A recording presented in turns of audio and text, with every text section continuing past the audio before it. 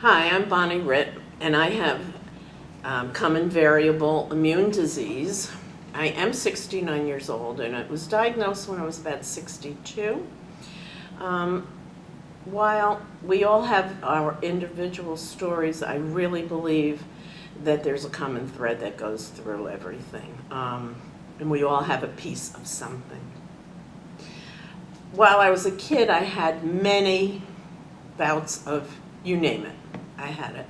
And my earliest recollection of needles was, at that time, doctors came to the house, and I would have 5 adults chasing me around to get my B12 shots every weekend. Quite traumatic. At this age, I can picture it as if it were happening today. I now have a cough drop in my mouth because I would be going every word. I have a chronic nasal drip.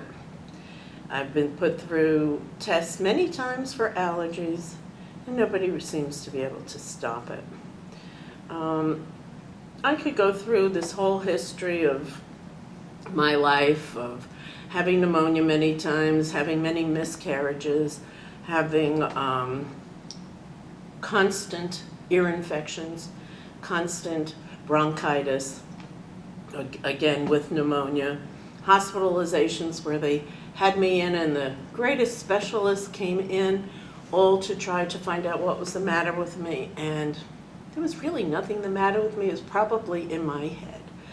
And the last time a doctor said that to me, I said, "Don't go there." And he looked at my husband as if I were a crazy lady.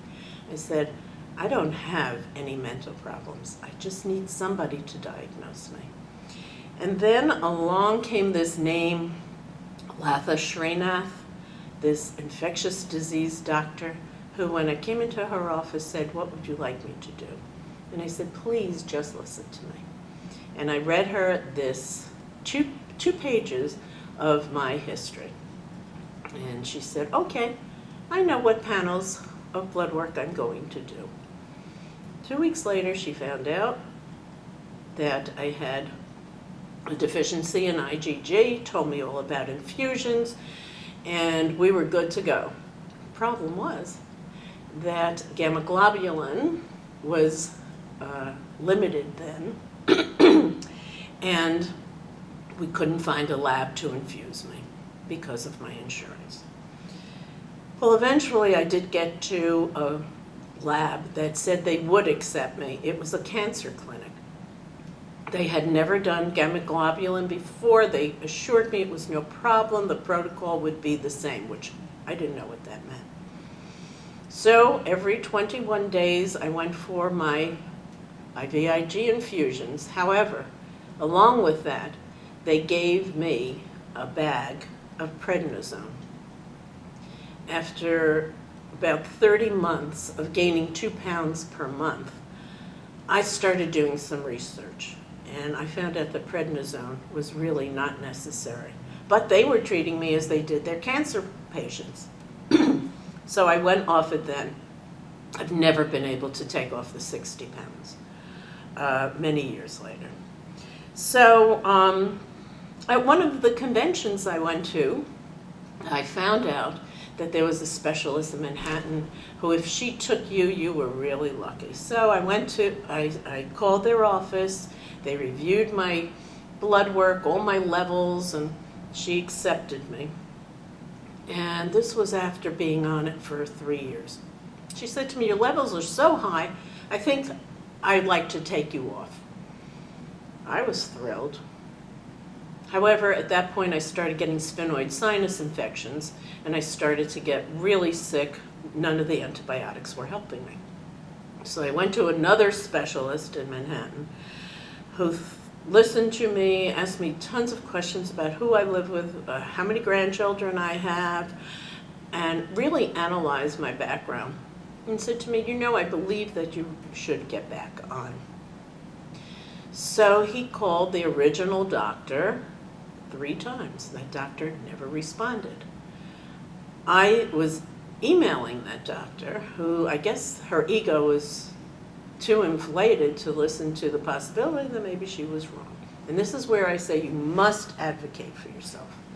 So I went back to the original doctor who diagnosed me. She did the blood work again, and sure enough, my levels were down. It was at that point that I started going to another doctor in Palm Beach County, where I live now, Dr. Mark Stein, and he put me back on replacement. However, this time I went for subcutaneous. One of my veins had popped, the other was flat.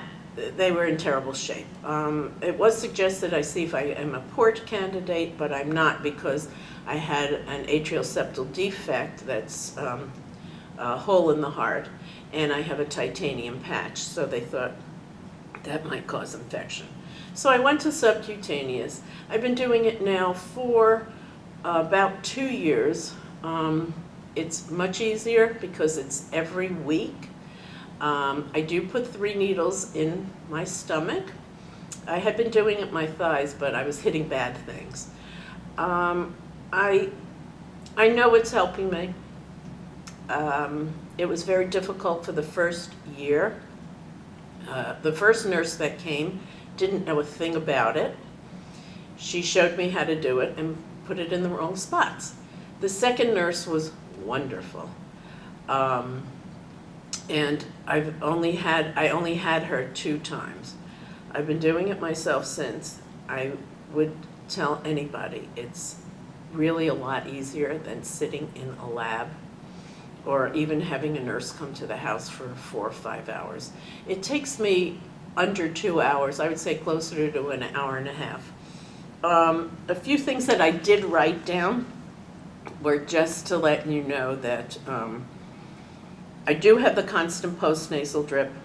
I do have a constant cough. If I laugh, I go into a cough that lasts for a long time. Wherever I go, I do travel with my infusion. I have it in the room right now.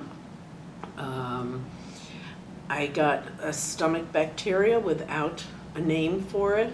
I now am on a FODMAPs, FODMAPS, FODMAPs diet, and that has helped me considerably. It cuts out sugar, lactose, and whole grains. It's a gluten-free diet. I do get the flu shots every year. However, I get them in 2 portions. They give me a half, I believe it's a week apart. So my 2 halves are a week apart. I walk around with alcohol swabs. I wipe down every hotel room I'm in.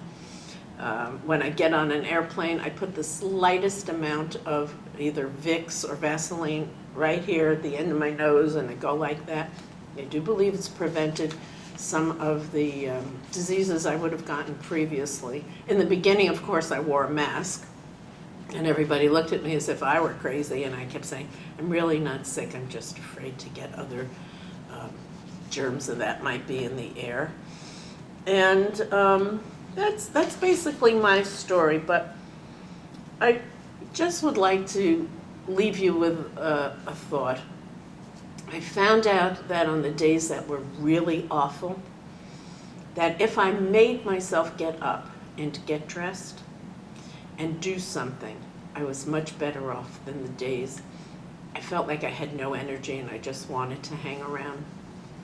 The commercial Body in Motion Stays in Motion, I really believe is very helpful for all of us to remember.